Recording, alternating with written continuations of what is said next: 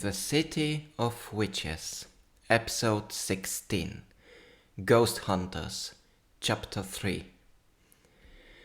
Sarah was the last to come to Skeleton Hotel. Ursula and Angelo were already there and were watching an argument between three Italians. "We came such a long way," said Bartolomeo, "and I do mean it literally. You think we're going to pass on our greatest video?" said Nicola. "I only want to warn you," said Giovanna. "You may not understand it yet, but you're doing more harm than good." "Oh yeah?" said Nicola. "To whom exactly?" "Yourselves, the surroundings, but most importantly, the ghosts," said Giovanna. "We've been perfecting our craft for years," said Bartolomeo. "You need to understand," said Giovanna. "There is a good craft and there is a bad craft." "You want some popcorn, girls?" said Angelo. "Looks like it's gonna take a while." Ursula was studying the aura of the brothers. "It looks like they are very stubborn," she said, "and hungry for fame, but it looks like there is a potential to change inside them." "Good," said Angelo. "Maybe that change will calm Jovi down." It took the Italians a while to stop arguing. Giovanna walked to her friends and told them how it ended. "Of course they're going to carry out the recording." "So what are they going to do?" asked Sarah. "Likely summoning the spirit with a Ouija board or a ghost box, then some kind of hogwash with some mystic mumbo-jumbo, and then we're gonna leave the spirit angered." "It sounds like we should do something about it," said Angelo. "Indeed," said Giovanna, "and we better hurry." "I wouldn't like to bother you, but they're getting away," said Angelo. Giovanna turned on her heel to see what was going on.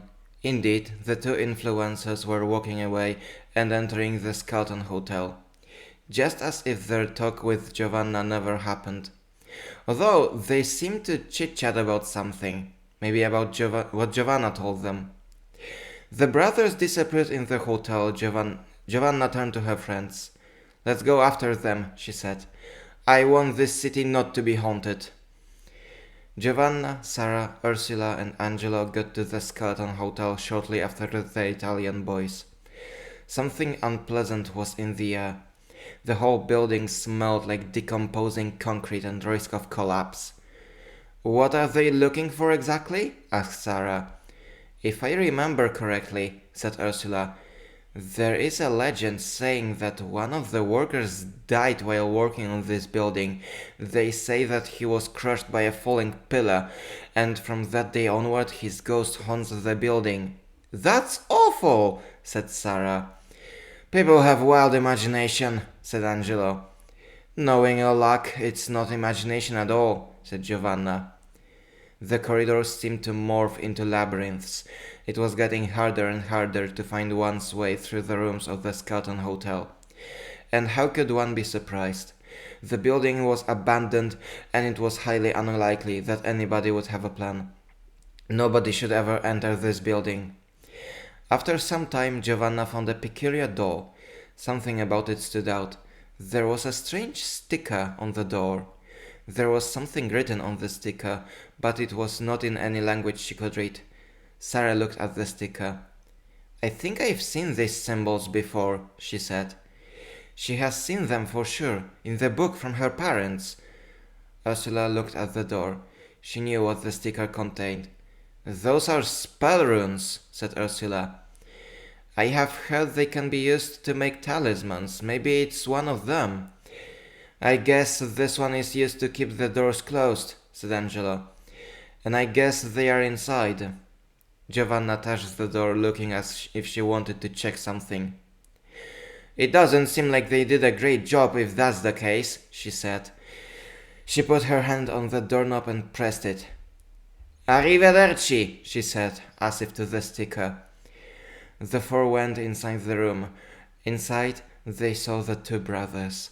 They were sitting in the center of the room, inside a ring made of salt. They were holding their hands on a wooden board. Around the room, there were multiple cameras recording from every possible angle. And around the salt circle, there were 5 lit candles. Everything suggested that Fratelli Aurori started the summoning ritual. The brothers turned to see Giovanna coming inside. "Who's there?" said Nicola. "Wait, I know her," said Bartolomeo. "It's that girl from before." "You did not expect to see me here, huh?" said Giovanna. She looked around the room, appreciating everything that went into preparing the ritual. "Diei miei," she said. "Seeing how your setup looks like up close kind of makes me appreciate it." "Thank you, but can you leave for now?" said Nicola. "Yeah, you said it's dangerous here yourself," said Bartolomeo. "Don't worry, I'm not here to stop you," said Giovanna. "But if I can't stop you, then at least I want to help you." The brothers were fairly surprised. They looked at each other, silently asking if they understood what it meant. "Help us?" Nicola said. "How? What do you mean?" "Not that much," said Giovanna. "I simply want to make sure you do it safely and that you do it right." "Don't worry, we're professionals," said Bartolomeo. "We'll see," said Giovanna. "Now, let me join the summoning." Angelo sat in the corner. "Let's relax and let our Italian friend handle this," he said. Giovanna and the brothers were sitting in the salt circle and summoning for a while. They were chanting something that was likely supposed to summon the spirit. Giovanna had her own chant that the brothers didn't use before.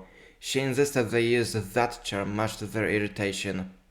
Sarah and Ursula and Angelo were pretty bored. They managed to exchange accounts in Bakuman Go. They even made some monster exchanges. Suddenly, something shook the room. Deep cry could be heard from behind the walls. Blue sparks were sparking all over the floor. Giovanna, Nicola, and Bartolomeo jumped out of the salt circle. Sarah was frightened. "What is happening?" she asked. Giovanna knew the answer perfectly. "The ghost is coming."